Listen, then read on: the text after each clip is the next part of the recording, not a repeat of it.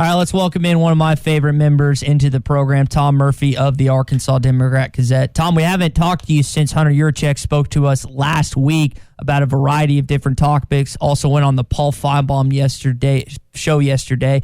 And one of the things, Tom, he talked about is the positives. And whether it's youth sports within the state, whether it's the lack of positive testing, do you think we emphasize enough of the positives going on within the world of sports right now based on all the negativity that surrounds us?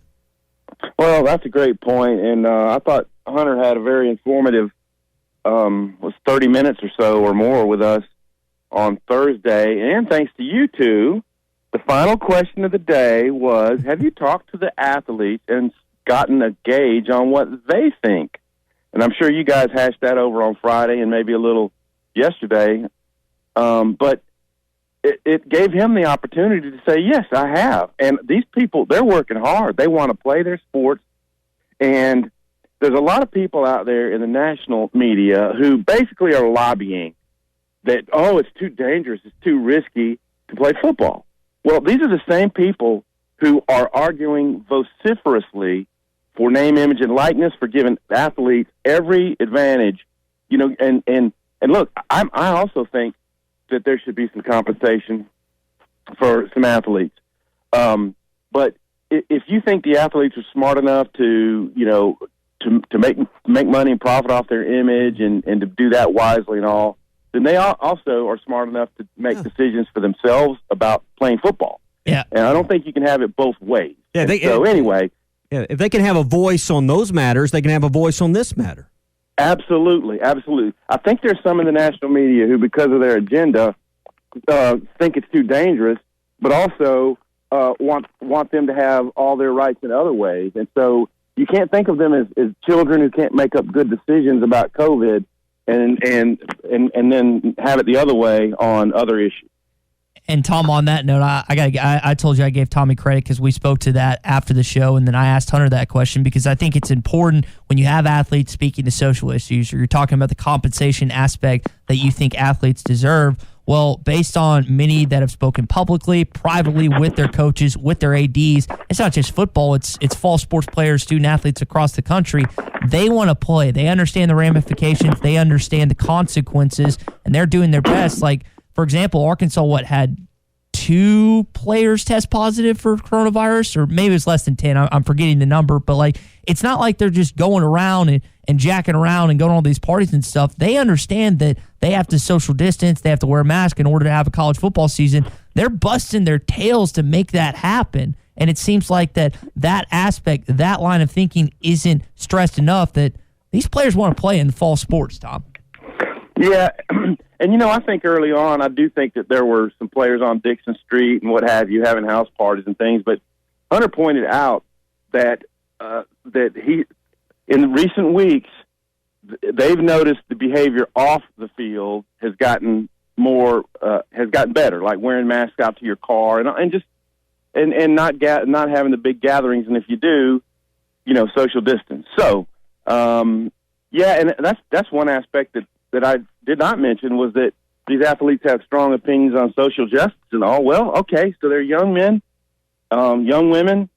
They have strong feelings about this, that, and the other. Oh, and suddenly they can't have strong feelings about whether they play or not. So anyway, I think it's just a little hypocritical. And we've even had some people just saying that the blame would be on the president if we don't play football this fall. And I think there's a lot of fingers to be pointed around a lot of different ways, including people who did not follow some of the guidelines. Yeah. Tom, what happens mid-August when these campuses reopen for student population?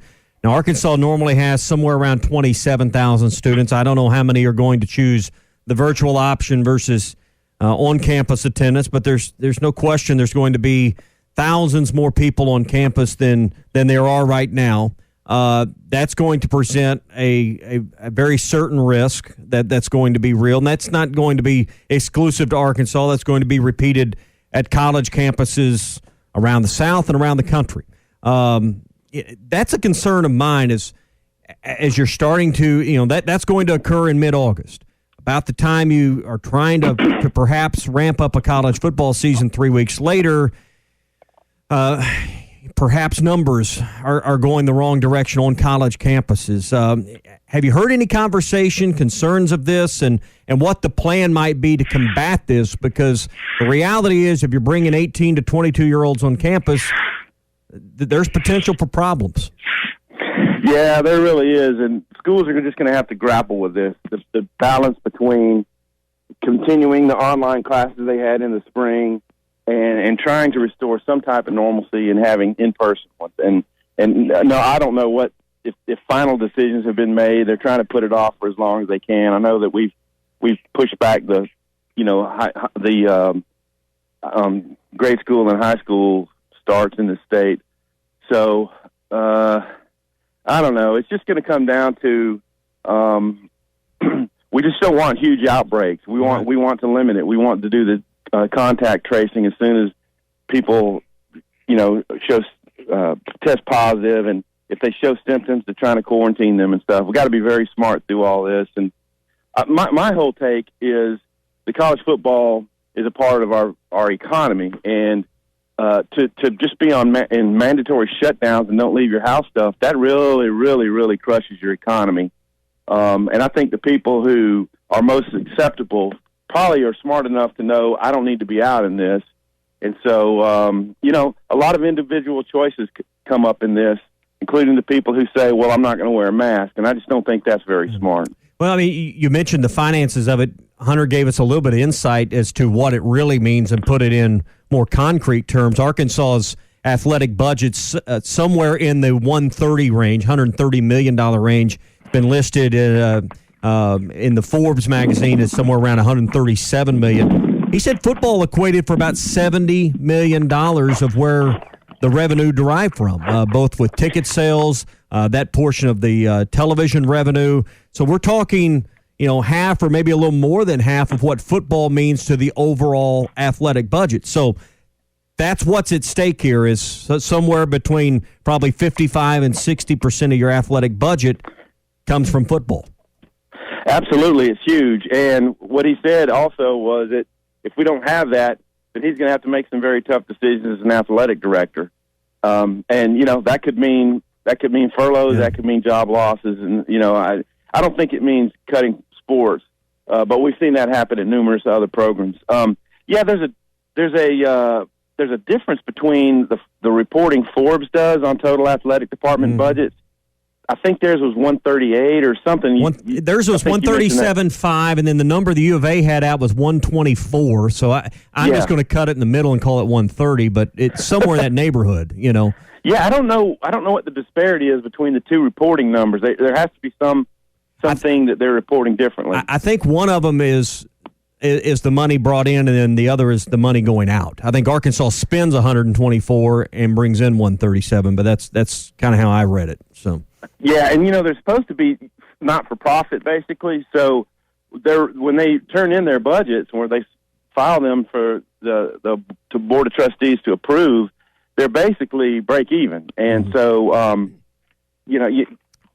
so I don't know. They give back some money to the school. So anyway, right. Yeah, it's football is a huge part of that pie, no doubt. It's the engine, and if you were to try to run a school without football on this level, just from the other sports, it'd be a huge money loser. He broke it down as $11 million they spent on the cost of the scholarships, $16 million on debt service. So those are things that are kind of non-negotiable. The biggest chunk of the budget was, $41 million, I believe, was the number on salaries. And if they start making cuts, that's probably the first place you got to start looking is personnel and overhead in that area. Yeah, and you don't want to be that one school in the SEC who does it, because then that's a negative recruiting tool. You'd like to see it implemented. And what I mean is, if we've seen other schools say, okay, the AD is going to take a 20% cut, and the football coach is going to take a 25% cut, and basketball and all these others are going to take 15, 18% cuts. Something like that, that's got to be on the table. And it's just the reality of where we are. I mean, there's some conferences who aren't playing their fall sports already, And can you imagine how they're going to try to get through their years? It's like we've talked about on here before. You might have some great endowments set up at your university like Stanford, but you can't just take that money and apply it to salaries and things like that. And maybe this is a big wake-up call that our salaries in college football have gotten far out of hand, just far out of hand. And I know that football at Alabama, it brings in so much money, but I don't even know what Nick Saban's latest salary is. It's $11 or $12 million. It's just out crazy. So maybe this is a big wake-up call. I think he's trying to get by on $8 million, something like that.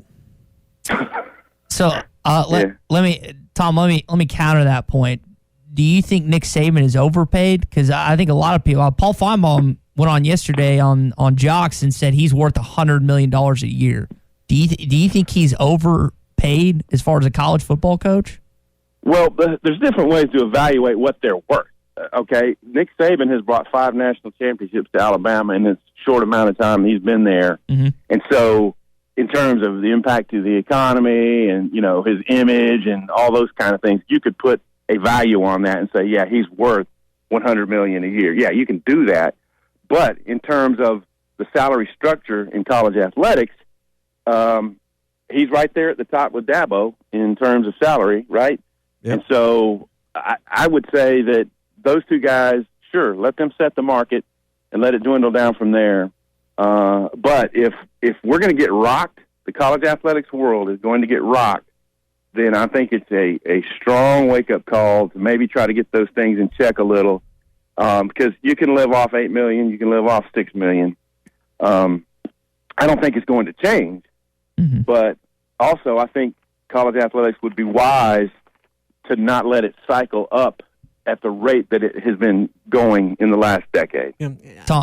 I think one area, Ty. I think one area where college athletics has gotten bloated over the last 15 years, and this isn't just an Arkansas thing, I think it's across the board, is middle administration. You look at the size of the athletic departments today versus the size of the administrations they were 15 to 20 years ago, Tom, and it's a lot larger, and those are people, I think it just takes more to run one today, but there's a great amount of expense in the administrative side that's spent and invested today that simply wasn't there 2 decades ago.